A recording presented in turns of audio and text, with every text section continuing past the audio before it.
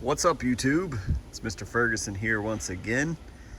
You may notice that there's a little bit of a tinge to my grass, or a color change, I guess is what I'm trying to say. Maybe it doesn't look as green or as dark as it normally does. Well, the question I want to ask you is it worth it? Is it worth it? That's what I recently had to ask myself. We're going to talk about what the crap am I talking about here in just a second. Thank you for clicking on the video. Hopefully we can help somebody out there, talk about a few things, put some thoughts in your mind. The girls are trying to clean out their treehouse. Again, notice all the tree branches me and Miss Ferguson cut down over this past weekend, so almost a week now. Looks like a different backyard to us. This tree is now gone. You see the stump right there. Looks a lot different than us. Not sure if you guys can tell, but man, trying to open up a little bit of sun to these areas with the grass is shady, but not very successful there. But it does look pretty taller. It looks different. But anyways, thanks for clicking on the video. Let's talk about a few things.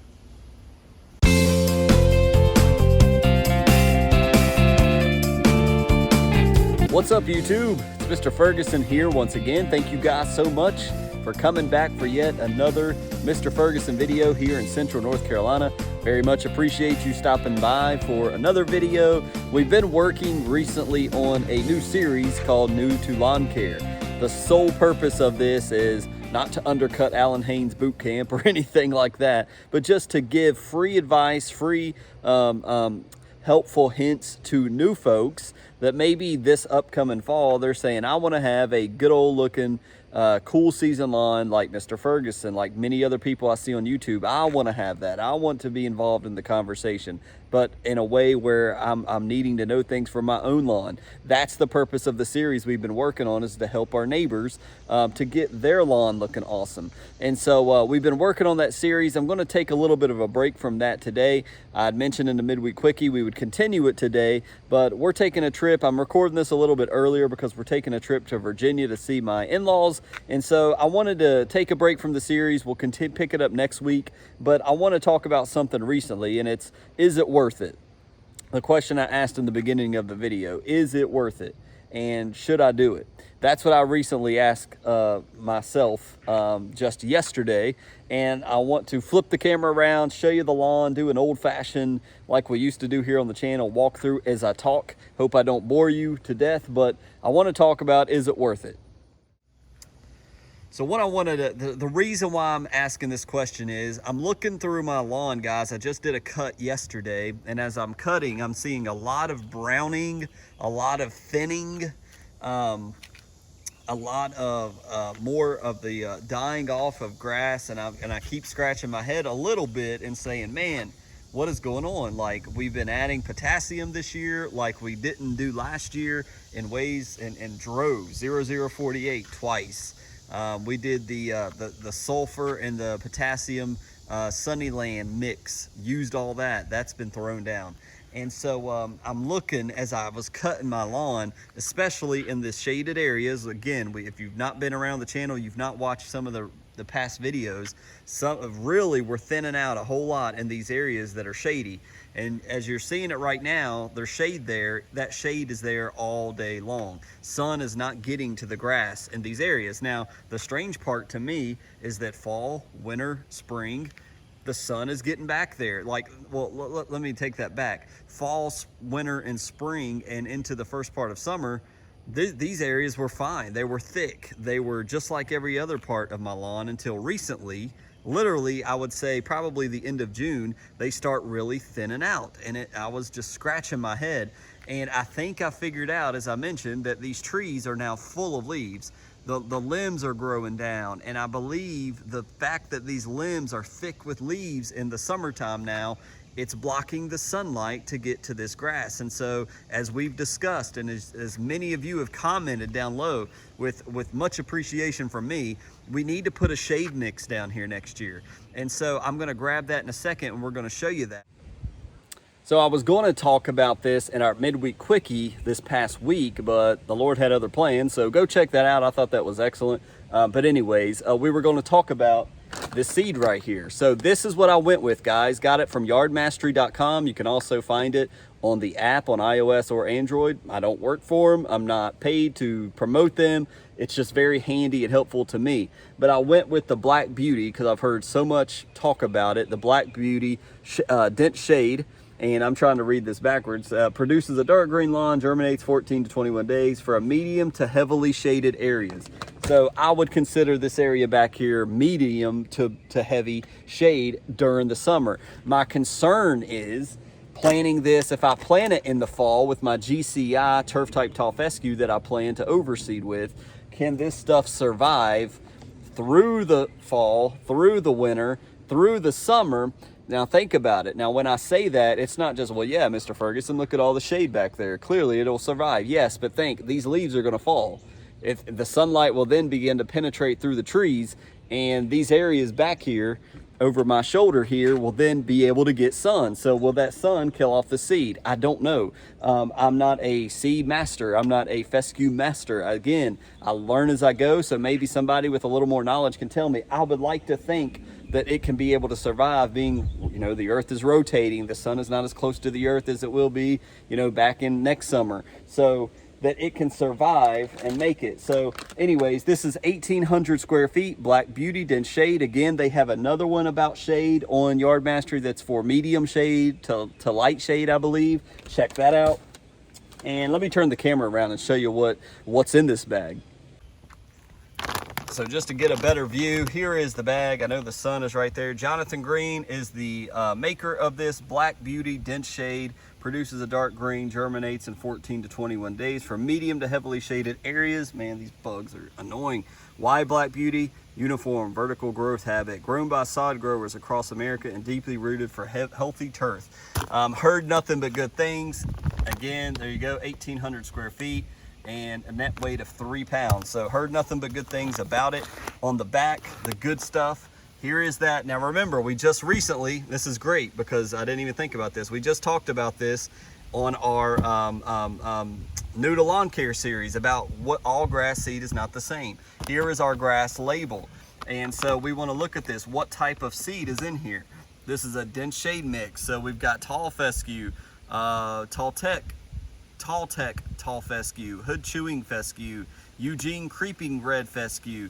These I know are meant for shaded areas. Frontier perennial ryegrass, Kentucky bluegrass, 9% there. Inert matter, 1.55. Other crop seed, 0.09. Weed seed, 0.02.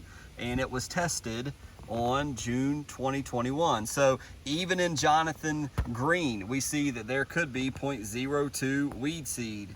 I don't see noxious seed anywhere listed on here. I'm looking off the camera this time. No, I don't see that, but there is a chance, and 0.02 weed seed. So there's a chance. And am I too concerned about that, being that it's going to be down by where the kids are playing and in the back side of my property? Not so much. Would I want to necessarily put any type of weed seed whatsoever in my front yard? No. So there you go. That's the basics, and the rest is just advertisement, what they sell, seeding rates down here. We'll get into all that when we're actually going to throw it down. So there you have it. That's my plan, to throw this bad boy down come this upcoming fall, unless I learn that, hey, maybe we should wait until spring, which I don't know why in the world we want to do that. We want to start driving the roots of these things, of this grass, just as soon as we can. But Black Beauty, hope it works out well for us. So that is the grass seed we're going to be putting down hopefully in the fall. So I'm glad I'm finally able to show that to you guys, that I've taken your advice. I think that is the smart way to go, and we're going to test it out. As I mentioned, I am going to put rock or some type of, we're not going to plant seed in front of the shed, basically is what I'm saying. We're going to cut that part out, put rock down there, gravel. I'm going to do something, constantly taking the mower out. It only makes sense. So a lot of the shaded area will get it, but maybe not all of it by the shed. So anyways, is it worth it? Is it worth it? Mr. Ferguson, what are you talking about? So yesterday, as I just was talking about previously, I'm seeing a lot of thinning. I'm even seeing some brown patch still hanging out. Some of it seems to be cured from when we went to the beach, but I'm still seeing some stuff pop up. The last time we put propiconazole down was around June 20th time frame, and we put 1.5 ounces per 1,000 square feet. But I'm still seeing gray leaf spot. Just to go right here where I was kind of looking yesterday, let me see if I can find a good example. Here we go. Here's a perfect example, and you've seen this on Peach Channel as well. This is what I'm seeing. Come on, camera. Let me go like this. This is what I'm seeing around the lawn, and you can see the spots. You can see the gray leaf spot, the legions that are on the grass blade, and there's like a gray tint to some areas of my lawn. So that is annoying. So is it worth it? What are you talking about, Mr. Ferguson? At this point, we're in July. So I ask, is it worth it to use that expensive fungicide? Come on, camera. There we go. To go ahead and place it down at this point in the season. We're going to be overseeding, but again, you know, disease, it's not just going to disappear. So is it worth it? Should I just let the disease run its course until cooler temps come, or is it worth it to put down fungicide and try to remove it and cleanse it out? Or is it worth it just to hold on to my product, because money ain't just something I can fling around and just let it do its thing, because we're going to be overseeding? And so I had to make that decision. And last night, as I sat here after mowing, and the lawn looked pretty good, but these areas that continuously are just constantly looking like it's dying out, you may see a white tinge to my blades here. If you can see that, there's a little bit of white stuff stuck to it. So clearly Mr. Ferguson decided it's worth it. And so that's what I've done. These areas, I just can't stand to see my grass suffering when I have the products to help it. And so that's what I decided to do. So I mixed up some 3336 McCleary's, and at least I hope that's the right McCleary's. I can't remember the proper name, but it is a fungicide, which is the Lawn Care Nut has just recently recommended a couple months ago for gray leaf spot, which is what I believe that disease is, that fungus that I just showed you. If not, please somebody correct me. You can see over here some of the where some of the white is sticking to it, but I also had put in some of Pete's natural adjuvant to really get that into the leaf blades. I saw great things using that adjuvant with the Double Dark Cocktail for 4th of July. It really seemed in 3 to 4 hours my color had changed with that natural adjuvant. It definitely helped, I could tell. And so natural adjuvant, I threw in some 0031. That may have been a bad idea, but the green fight, I was anxious to try it out, so I was like, well, that can stick to the blade when it may need to be watered in. I'm not sure, but I threw in green fight, I threw in the 3336, and I threw in natural adjuvant and mixed it all together and threw it down and left it on the leaf blades. Whether or not green fight needs to be watered in or not, I'm not exactly sure. Everybody will probably have their own opinion in the comments. I did do a little bit of phone research to see if I could find out, and I couldn't, so it will be fine with the adjuvant. So I did use the lower rates using the natural adjuvant, which is a total of 4 ounces for my 8-gallon sprayer. So yes, to me, it's worth it, but that's why I posed this question to you guys for this video. Maybe you're seeing disease in your lawn. Maybe you're seeing brown patch, and you're like, you know what, man, I'm gonna have to spend more money to get more fungicide because the rain keeps coming. We've gotten more rain in June and July than we did even close to May, which is just phenomenal. We had a very dry late spring. And so we've gotten the tropical depression rain. We've gotten a lot of thunderstorms in the afternoon. And so it's been late to the fungus party, if you will. And so I had to say, is it worth it really to treat this or to save my product? We are not professional lawn care people. We are DIYers. You're a DIYer, most likely, if you're watching this video. And so is it worth it? Is it worth it to spend the money to buy more fungicide to try to rid your lawn of disease, or to let it run its course, say, okay, let's get through the summer. If it kills off some of it, fine. I'm going to be replanting all of this come fall anyways. And you have to make that decision. So I decided I've got the 3336. I want to try it. I've been told it's good for gray leaf spot. That's what I'm seeing. These tingy looking areas here that you're seeing even at my feet, this was looking a lot healthier just several days ago, and it's starting to fade out. Grass is starting to die out. The constant heat, we're getting water, so it's not water. I think it's some disease coming in with all the moisture that we've had. So that's the simple question that I asked, and I hope that you're asking. Is it worth it? We don't have tons of money. We've got regular paying jobs. We're not going to have a professional, always looking great lawn. But man, as Mr. Kevin said, if I can keep this type of lawn all the way through summer, I would be tickled to death personally, because as you guys know, last year it melted away like this everywhere in my lawn. It looked absolutely hideous. This I could deal with, even though in different areas we've got this. And I really don't want to walk out here. I know I said we would, but you can see where it's still stuck to the blades of the grass, like right there in the middle. Right there, it's still stuck to the blades. I just want it to do its thing and just let the natural adjuvant and stuff soak it in. So I want to heal. Obviously, it don't just cure. It's going to grow out healthy, hopefully, so that if it does continue to grow and I continue to need to cut it, we can rid this disease, bag it, and throw it in the woods. Another tip there, I always like to bag, like Pete says. I learned from Pete. If you got disease in your lawn, you've treated it, you're thinking this is gonna help your lawn to heal and recover, don't spread those little leaves all over your yard. Bag it and throw it in the woods. Get rid of it. It's diseased, it's contagious. You know, don't spread it and take a chance of it growing or starting somewhere else. So I hope that makes sense.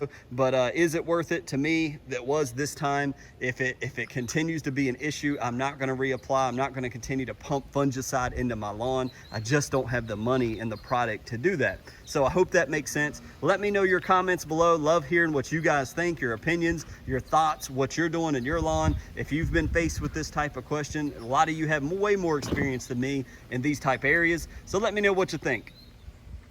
So as I mentioned, we'll get back to the new to lawn care series, but showing off the seed and stuff here was great, as it's still good for those that have been in lawn care and those that are new, seeing that grass seed label. So I hope this video has been informative, educational, entertaining to you guys. Again, I'll enjoy your comments. Please comment down below. Let me know your thoughts on what you're seeing in my lawn, your opinion. So thank you for watching this video. Thank you for subscribing. The last I looked, we were at like 979. Man, we are so close to 1,000. So please share these videos if you can. I want to help others. I think if you've been around the channel enough, you know my heart, you know my intentions. You can hear it in my voice. I don't do this for money. I don't do this for you know, getting paid by any company. I do it because I enjoy talking about my yard. I like documenting it. I enjoy going back and watching these old videos and seeing, hey, look at what my yard looked like in July. And that's the purpose. I like documenting what I'm doing in my lawn. So I hope it's beneficial for some of you out there and encouraging and helpful to you. So share this, like it, subscribe if you're not, and we'll continue to do the best we can to have the great looking yard that we can here in the hot, steamy Central North Carolina heat of the summer. God bless you guys. We hope to see you on Monday with another video. Have a great one. We'll see you next time.